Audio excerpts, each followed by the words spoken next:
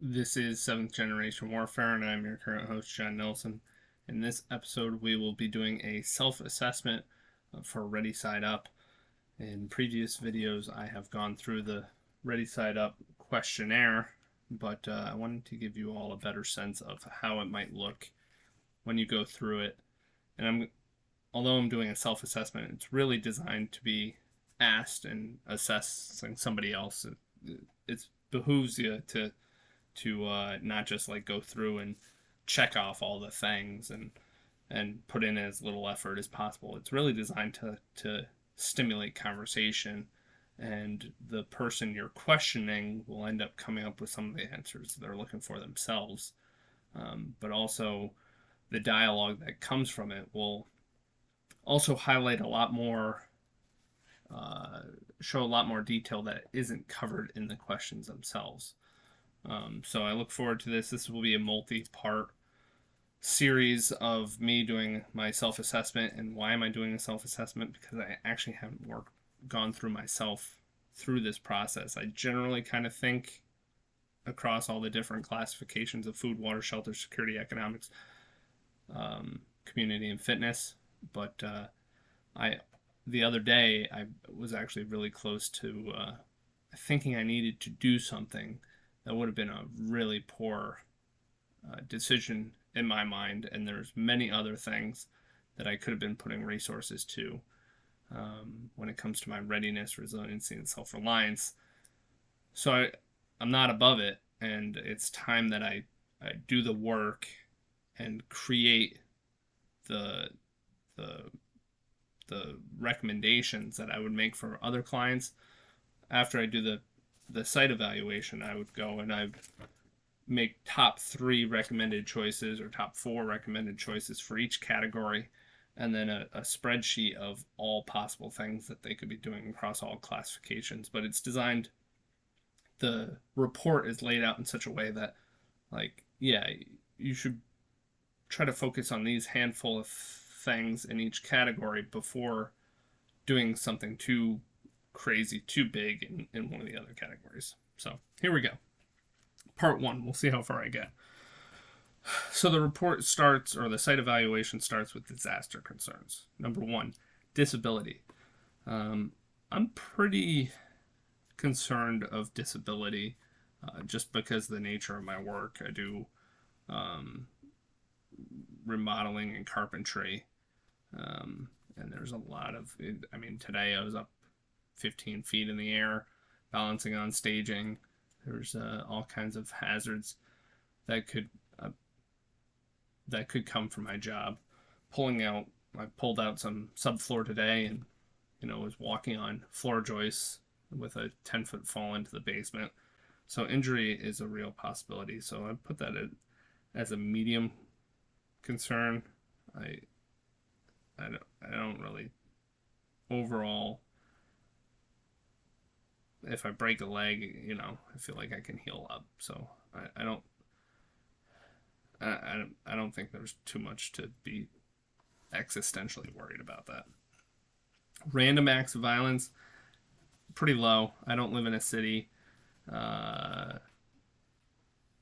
and yeah, I mean there's shootings and stuff happen. Mass shootings happen in small towns, but there's a lot of small towns, so I'm pretty not concerned with random acts of violence yet. But could society degrade to a point where I would become more concerned? Sure. Burglary and home invasion. Uh, I'm medium on that, just because the nature of, I'm pretty open about stuff, and even the fact that I'm going to be sharing with you all my readiness posture here, just puts me at a little bit higher risk. I think a lot of people who have prepping channels and stuff, trying to keep their identity hidden. I'm not. So do I think that makes me a little bit higher risk? Sure. And certainly if economic hard times did come, would that put me at higher risk? Yes. But will I be there? Will I be where you expect me? Probably not. Next, civil unrest or violent demonstrations. Again, pretty low because I don't live in a city. The things would have to degrade pretty darn far for my country town. My town is getting more developed though, so it's not like as country as it could be. It's not as country as I would have liked to move to, but my wife thought we were moving out into the middle of nowhere. So, and speaking of my wife, you should be doing this with your spouse. The more mature people in the household that can be part of this process, the better. We just had a third child, and time is pretty low, and it did not seem like something my wife wanted to partake. So here I am alone. But I can answer some of the stuff pretty well for her. Currency collapse. Yeah. I'm really concerned about that. That's probably one of my top concerns, is that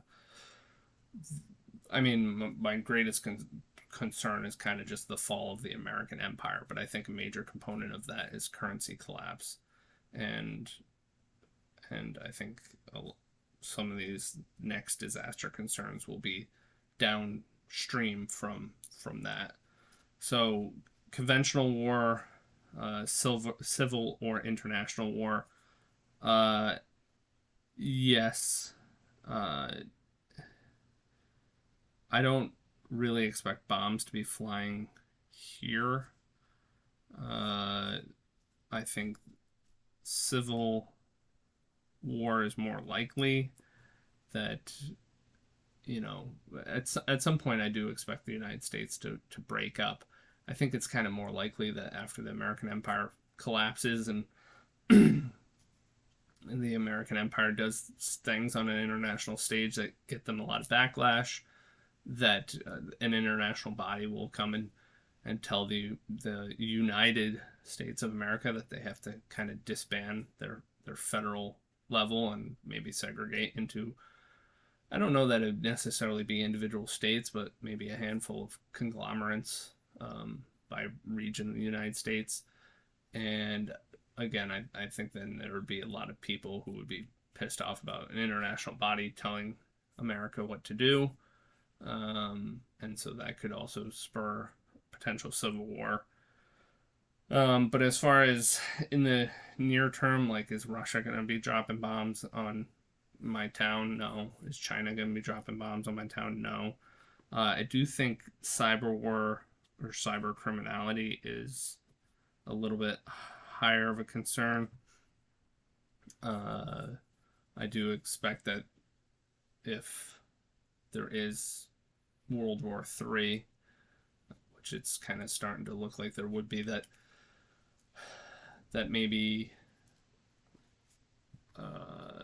some hackers, either from a declared nation or not, that they would come in and they would shut down the internet or shut down banking or shut down something else. I tend to be a little skeptical of that, though, because I do also kind of think that all the very powerful people in the world are kind of working together and just pretend that they're countries. But I think there's a possibility for power shutoffs and things like that. Nuclear war. I'm very low concerned of that. I don't even, not even convinced that nuclear weapons are real. Given how I've seen lies happen in real time, talking from 2020 on, how very big lies can happen. I don't know that I can trust the historical events of 80 years ago. It just seems like something that might be a lie to keep everyone in check. Chemical war, again, low. Are there nasty things out there? I'd say chemical warfare is more just like junk in the food. So maybe I am medium, because I am still highly reliant on the grocery store, although we tend to eat pretty well. Yeah, I'd say chemical warfare is more like Pepsi Cola and Frito-Lays than like a chemical bomb. Supply chain collapse. Yeah, I think that's coming as part of the collapse of the American empire. We saw a little bit of the supply chain disruption with the COVID stuff. There's the time when there was 100 cargo ships off of Long Beach. There's also the cargo ship that got stuck in the Suez Canal, and this is all with trade relations still happening. If war were to break out and China and U.S. are no longer shipping goods to each other, that would be major supply chain disruption. Food shortage. Yes. I think that goes in the same way. I mean, a lot of the food from grocery stores is coming from very far away, and is processed with all kinds of other stuff that comes from far away. Technocracy or AI. This is an interesting one for me. No doubt, I think that there are powerful players using the power of technology to try and, in essence, enslave us. But I'm really not all that concerned about it. Maybe medium low. I think that freedom is ultimately up here, and so I'll never recognize them as an authority over my life, and until they put a chip inside my brain, I don't think that they can control me. So, pretty low on that. Until chip and brain. Peak oil. No. Medium low. I mean, I do think that dependency on oil and oil, it's such a political issue. I don't know that oil is actually a limited commodity, though. It seems like they constantly are finding more of it. I don't know. There's also the green push. I just think that the economic incentives will figure it out. If it won't, I don't know. I'm not that concerned about it. Pandemics, low. I probably would have said medium low, but I think a lot of them are not all that genuine. So if the next pandemic was anything like the last, then I don't think we have anything to worry about. Let's put it that way. Climate change warming, and then also climate change cooling. Low on both of those. I live in a pretty stable area. I could actually probably benefit a little bit from some global warming. I think global cooling would be a little bit more of a concern for me. But ultimately, climate change is such a slow action that if in 10 years it's starting to feel like it's uncomfortable here, I'll just move. Soil or ocean degradation. I do think soil degradation in the United States is a fairly big concern, but from a larger standpoint. But I personally am not all that concerned about it because I can grow my own food if I really need to. Solar flares, low. Asteroids, low. Supervolcanoes, low. So just looking at that, most of my concern is just about the state of geopolitics in the world and the fall of the American empire and anything that would come from that. And getting outside of this report for a little bit, you can see I took some notes on the side. It's really just to help, if you're doing this report for somebody else, to help you filter what recommendations you might make to them based off of what their concerns are. Ultimately, the goal is to build holistic readiness, resiliency, and self-reliance. So not just get stuck on preparing for a solar flare, or just get stuck, planning for the technocracy or something. You want people to build holistic readiness, but if you can sell it to them under one of their interests, you'll have a much better chance of them adopting it. So I think we'll go through the food and nutrition, and then we'll probably close it off and get back to and do some more in part 2. So food, nutrition for self, animals, and land. Diet description.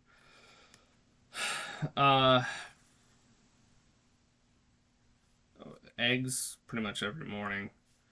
Egg sandwiches or breakfast burritos. Lunch is typically leftovers from a dinner, and dinners are realistically about 50-50 custom gourmet dinner versus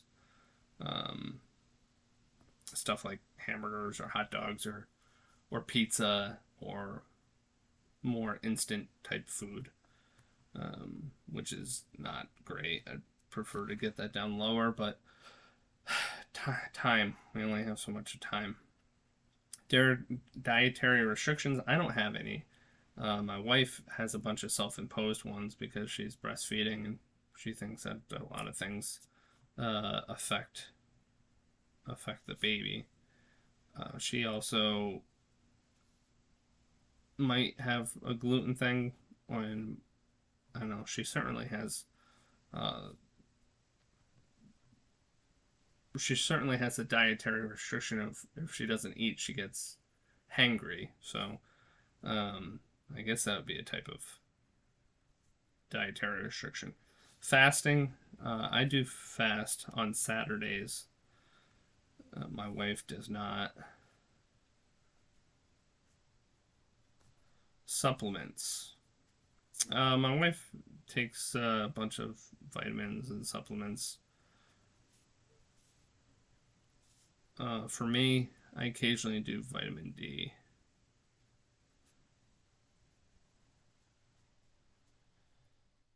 Grocery store. What percentage of our food comes from the grocery store? Probably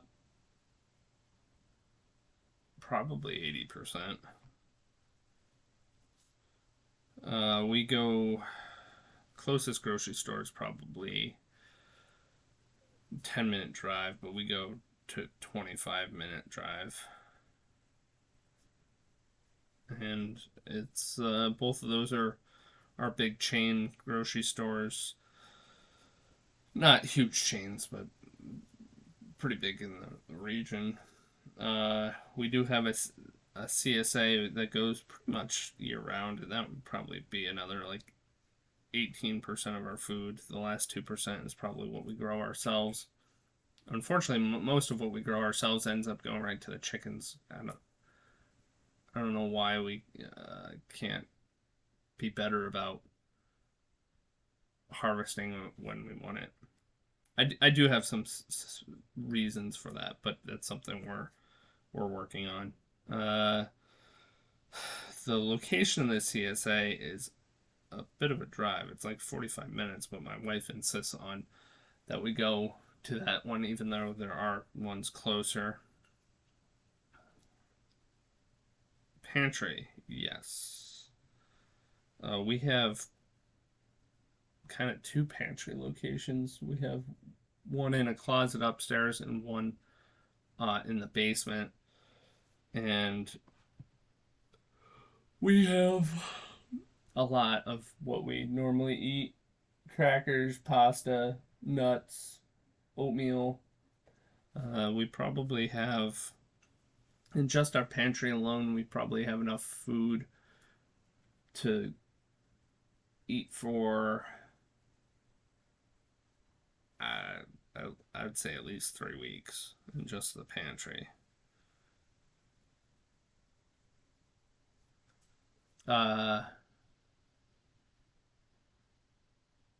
Pantry plus freezers might be 4 weeks.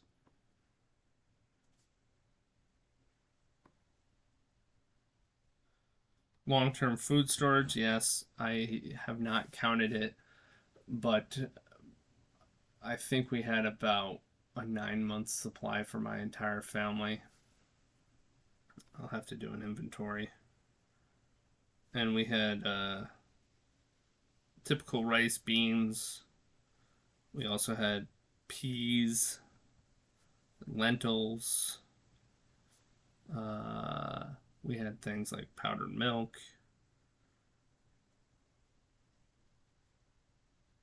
I think we have some honey in there. We have freeze dried fruit and veggies. And we have a few freeze dried meals, but not too many. Probably probably about 60% is beans and rice. For which my kids will be having burrito bowls at their wedding in 20 years when we have to use this food up.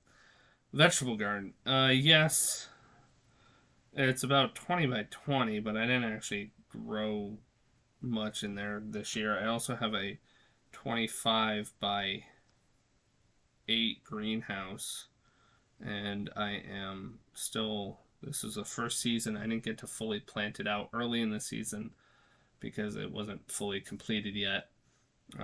There is a big learning process in having a greenhouse.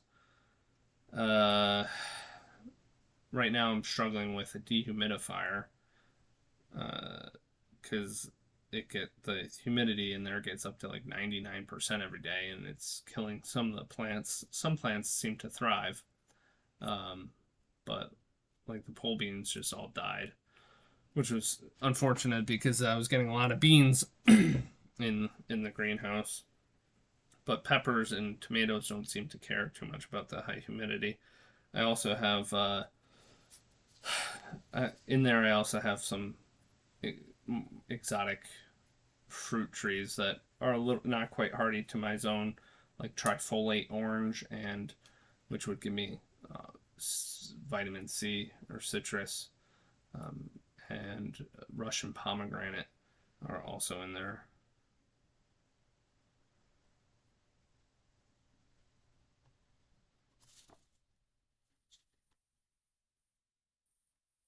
Garden skills, beginner, intermediate, or expert.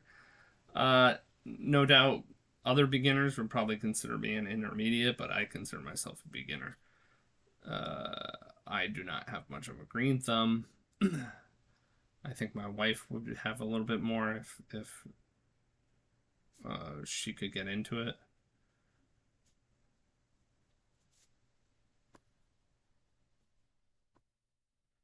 Um,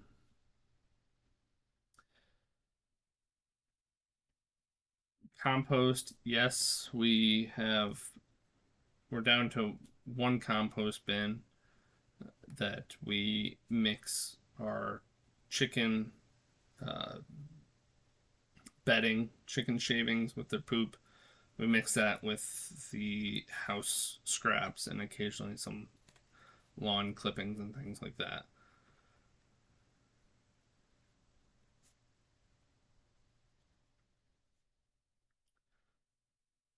Orchard, nut trees, berries. Yes, we're up to 19 fruit trees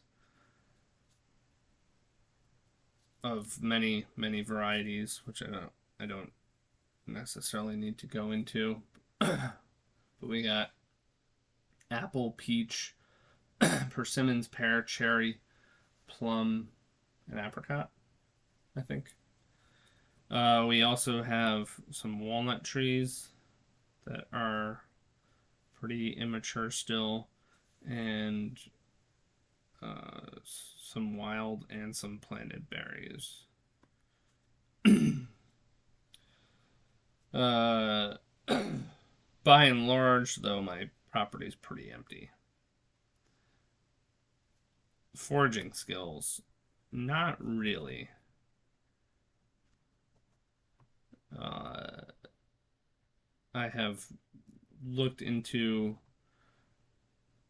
a lot of foraging stuff. I just never found the time or the commitment to really go and make a point of going and foraging something. I think next year my goal is to make seasonal teas.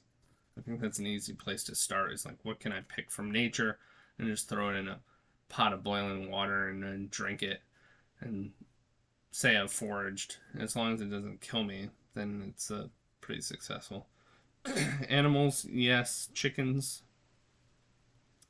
we are down to 5 hens and a rooster. We had 11, but they got taken out by predators.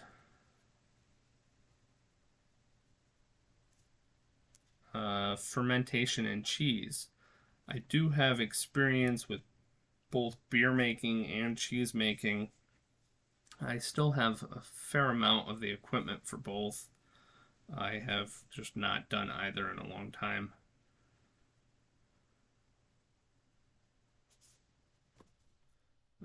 Butchering, killing. I am okay with it. I have slaughtered 3 pigs. In the past couple of years, I've slaughtered a bunch of chickens and some ducks as well. I'm not proficient at it by any means, but it's a skill I don't mind. It's not so much the butchering itself, it's the act of killing. Uh, Especially when you don't use the proper gauged weapon to shoot a pig and it squeals and runs away. It's not fun. Canning and preservation skills. Not really. Uh, I have the equipment. Just have not actually committed to canning much of anything. Most of what I don't ever get big enough yield that I really need to feel like I need to can something. And sometimes some of the things I just use a vacuum sealer. Dehydrator or freeze dryer. No, I do not have either of those. Hunting and fishing. Went fishing as a kid. I don't even have a fishing pole. There is a pond across the way. I wonder if it has fish. Other than that, I mean, I could go 2 miles to a pond. Hunting, I see plenty of deer on property, and an experienced hunter from down the road has asked over several years to use my property. Although I don't, he says he's never actually shot anything on my property, but apparently it's a good cut through for animals. And then lastly, under food is climate. We're zone 5B, 5A, 5B. I always get confused if in the climate zones if the A is the colder or the B is the colder. Anyways, we're the warmer of the zone 5s. So that covers the food classification. I think we should roll into the water classification as well. Water source, we're on a well. I think it's about 300 feet deep. And I think its recharge rate is somewhere around 4 gallons a minute. We do have 2 additional dug wells. One's pretty overgrown, and one is a big concrete tube in our yard that you could clearly see and could probably make a bucket. I did have I did have a pump for my drilled well, and it was one of my fancy prepper purchases. It was a very expensive. It was a simple pump, I think it was called. Anyways, very nicely made. But when your father-in-law bumps it with an excavator, it doesn't hold up so well. And he didn't damage it too severely. I was able to buy some replacement parts for it, and I went to repair it. But as I was repairing it, I dropped about 90 feet of pipe down into my well. So there is 90 feet of PVC pipe now sitting somewhere lodged in my well. And yeah, that's not good. And so with that, my drilled well, I think, is actually worse quality water uh, than my dug well. The previous owners lived off the dug well. We drilled the well when we moved in, but it's high in iron and high in minerals, or hardness, I should say. So because of that, we have a uh, water softener and a whole house filter. Water quality, it's been a source of contention between my wife and I. And she, after I've gone through many steps to make the water suitable to her liking, and she still just uses the water through a pure or Brita filter. Um, so I think additional purification, Brita.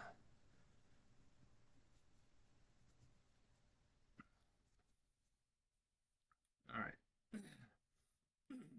Ponds, lakes, streams. Yeah, we have. I actually just dug some vernal ponds on my property because I had an excavator here, and my back property is pretty wet, so I'll be able to use that for livestock watering, and it will just retain water, and it'll be good for livestock. The day after I dug it, I saw deer tracks around the pond. I plan to expand them further. It was kind of a proof of concept whether or not I could retain water, and the retaining water is actually going a lot better than I had first thought. And then there is a pond behind neighbor's house across the street, so probably 500 yards from here. But that one's big, um, and I don't know if it has fish. Aquifer watershed. We are at the top of a hill. There is only one house further up that would shed groundwater to us. And as far as aquifer, not quite sure where my well goes down into.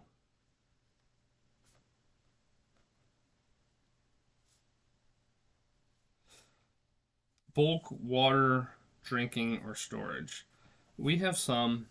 We have containers, jugs, basically enough to flush toilets when power is out.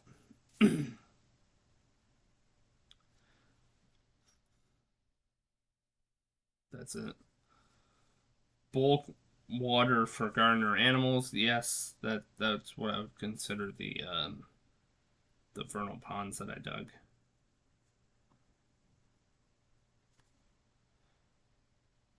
Water quality test we have in the past. It's high in hardness and iron, and actually fluoride as well. We live in the country, and our water has like the same level of fluoride as they do in the cities. So that's unfortunate because it's making us a little crazy.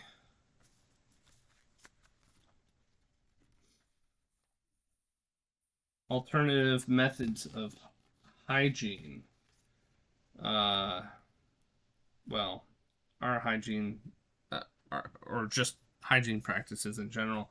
Uh, we don't actually use a whole lot of soap, to be honest. Water is the best solvent, so we just as long as you can scrub yourself with some water, I think that's sufficient for most things. But like today, I got mouse crap all in my hair doing demolition, and so I definitely wanted some shampoo for that one.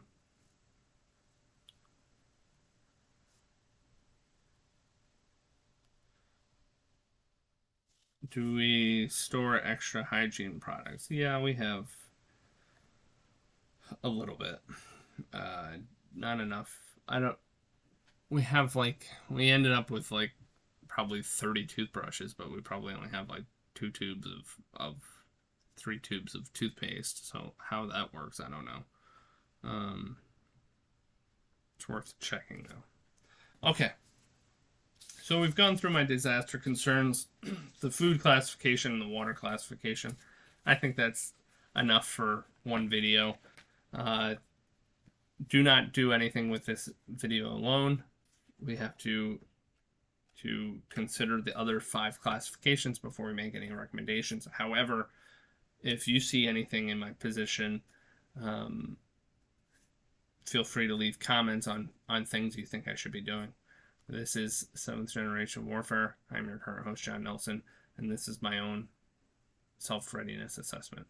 ReadySide Up self-assessment.